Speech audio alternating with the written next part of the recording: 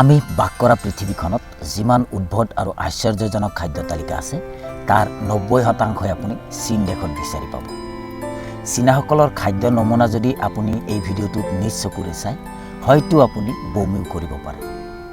সাধাৰণতে আপুনি চীনৰ এখন ৰেষ্টুৰেণ্টলৈ গ'লে প্ৰথমে যি খাদ্য তালিকা দেখা পাব তাৰ 1 নম্বৰত থাকিব গৰম পানীত নামমাত্ৰ বইল কৰা অক্টোপাছ বা হাপেৰে তৈয়াৰ কৰা চুপ বা ভেকুলী ফ্ৰাই সহ নানা ধৰণৰ উদ্ভট খাদ্য।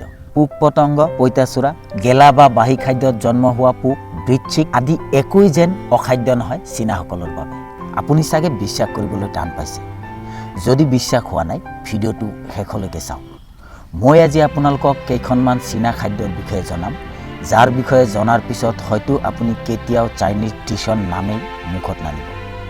অসম বা ভাৰতত যিসকলে চাইনিজ ডিছ খায় তেওঁলোকে যদি ভাবে চীনত থকা চাইনিজ ৰেষ্টুৰেণ্টবোৰতো একেই ধৰণৰ চাইনিজ ডিছ পোৱা যায় তেনেহ'লে এই ধাৰণা সম্পূৰ্ণ ভুল। কাৰণ ভাৰত আৰু চীনৰ ৰেষ্টুৰেণ্ট সম্পূৰ্ণ ভিন্ন।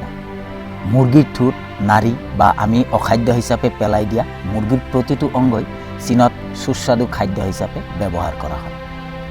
এন্দুৰ ফ্ৰাই, জীৱন্ত এন্দুৰক জুইত দি অতিৰিক্ত মচমচীয়াকৈ পোৰা হয়। কোনো মছলাৰ কাৰবাৰ নাই, অকল নিমখ অকণমান ছটিয়াই পাপৰৰ দৰে শব্দ কৰি চীনাসকলে পৰম সন্তুষ্টিৰে খায়। ভজা এন্দুৰ এটাৰ দাম আমাৰ ভাৰতীয় মূল্যত আনুমানিক 100 টকাৰ সমান। ৰাতি চীন দেশত চীনাসকলে বাদুলিৰ মাংসৰ বাবে ভিৰ কৰে। ভুল শুনা নাই আপুনি, ৰাতি উৰি ফুৰা বাদুলিক ফান্দত পেলাই ধৰা হয়। মচমচীয়াকৈ জুইত পুৰি প্ৰতিটো বাদুলি ভাৰতীয় মুদ্ৰাত প্ৰায় 300 টকাকৈ বিক্ৰী কৰা হয় আৰু গ্ৰাহকে ইয়াক অতি জুতিৰে খায়। সাপৰ মাংস গোটেই চীনজুৰি খুব প্ৰিয় এবিধ খাদ্য। সাপৰ চুপবিধ আমাৰ দেশত সন্ধিয়া পাব লগা ফাষ্টফুডৰ ৰেষ্টুৰেণ্টৰ খাদ্য তালিকাতকৈ বেছি চাহিদাযুক্ত। মানে ইডলি, ডোচা, বড়াপাও, ম'ম', এগ ৰোল বা আপুনি খোৱা প্ৰতিটো খাদ্যৰ দৰেই চীনাসকলে অৰ্ডাৰ কৰে সাপৰ চুপ। 6-7টা সাপৰ মাংসক এটা পাত্ৰত পানীৰ মাজত দেখিলে আপুনি বিশ্বাসেই কৰিব নোৱাৰিব যে সেয়া পাইথন প্ৰজাতিৰ কোনো ভয়ংকৰ সাপৰ থুতৰিৰ পৰা কাটি অনা মাংসহে। জনাৰ পিছত হয়তো আপুনি টেটু ফালিও চিঞৰিব পাৰে। কিন্তু চাৰিওফালে চকু ফুৰালে আপুনি দেখা পাব কাষত বহা চীনা নাগৰিকসকলে সেয়া পৰম সন্তুষ্টিৰে চুবাইছে। চীনত সাপৰ ৰেচিপিৰ চাহিদা ইমানেই বেছি যে হাবিৰ পৰা পোৱা সাপেৰে সেই চাহিদা পূৰ্ণ নহয়। আমাৰ দেশত যিদৰে ব্ৰইলাৰ মুৰ্গী পালন কৰা হয় একেদৰেই চীনত বিভিন্ন প্ৰজাতিৰ সাপ পালন কৰা হয়। অৱশ্যে বিক্ৰী কৰাৰ আগতে সাপৰ বিষবোৰ উলিয়াই পেলোৱা হয়। আপুনি চীনত গ'লেই দেখিবলৈ পাব পিঞ্জিৰাবদ্ধ কৰা সাপবোৰ যাৰ বিশালতা কেতিয়াবা 1 কুইণ্টেললৈ। মুৰ্গী আৰু এন্দুৰ খুৱাই এই সাপবোৰক তজবজীয়া ৰখা হয়।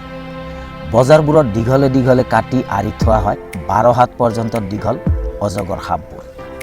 আৰু যদি আপুনি বিচাৰে জীৱন্ত এটা সাপ কিনিবলৈ তেতিয়াহ'লে ভিন্ন ওজন আৰু ভিন্ন চাইজ অনুসৰি সেয়াও বিক্ৰী কৰা হয়। কিন্তু ঘৰত আনি কটাৰ দায়িত্ব আপোনাৰ। চীনৰ আৰু এটা বিশেষত্ব হৈছে যে তেওঁলোকে কোনো খাদ্য সম্পূৰ্ণ সিজাই বা ৰান্ধি নাখায়। তাৰ সলনি তেওঁলোকে নামমাত্ৰ সিদ্ধ কৰিয়ে খাদ্য গ্ৰহণ কৰে। আৰু চীনাসকলৰ মতে কেঁচা বা অকণমান চুবাই খালেহে খাদ্যৰ আচল সোৱাদ পোৱা যায়। অৱশ্যে খোৱাৰ আগতে সেইবোৰক ভালকৈ পৰিষ্কাৰ কৰি লোৱা হয়। চীনৰ কিছু অংশত কুকুৰ আৰু মেকুৰীৰ মাংস খুব জনপ্ৰিয় এবিধ খাদ্য।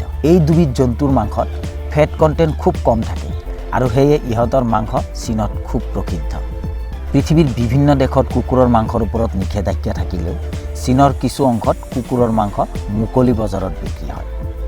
কিছু বছৰ আগলৈকে চীনত বান্দৰৰ মাংসৰ চাহিদাও বহু পৰিমাণে আছিল। পিছে আইনৰ দ্বাৰা ইয়াক বন্ধ কৰা হৈছে আৰু এতিয়া যদি কোনোবাই এই অপৰাধ কৰে তেতিয়াহ'লে তেওঁ ভোগ কৰিব লাগিব 5 বছৰৰ কাৰাদণ্ড। আপুনি যদি নিৰামিষ ভোজী তেতিয়াহ'লে চীন দেশত আপুনি অকল ফল-মূল, ব্ৰেড আৰু নুডলছ খায়ে জীয়াই থাকিব লাগিব। চীনৰ এই খাদ্যাভ্যাস গোটেই বিশ্ববাসীৰ ওচৰত এক অদ্ভুত প্ৰণালী। চীনাসকলে নিজৰ খাদ্যাভ্যাসক লৈ অতদিনে গৰ্ব কৰিছিল। পিছে কিছুদিন আগতে আৱিৰ্ভাৱ হোৱা কৰোনা ভাইৰাছৰ উৎপত্তি স্থল হৈছে চীন দেশৰ বুহান নামৰ চহৰৰ মাছ বজাৰখন। বাদুলি আৰু সাপৰ পৰাই এই ভাইৰাছৰ উৎপত্তি বুলি কোৱা হৈছে।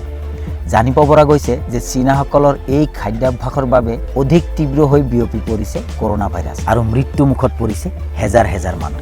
খাদ্যৰ ক্ষেত্ৰত এক অনন্য বৈশিষ্ট্য সৃষ্টি কৰিবলৈ গৈ গোটেই পৃথিৱীখনত মহামাৰী ছটিওৱাৰ কামো চীনে কৰিছে নে নাই সেয়া সময়েহে ক'ব।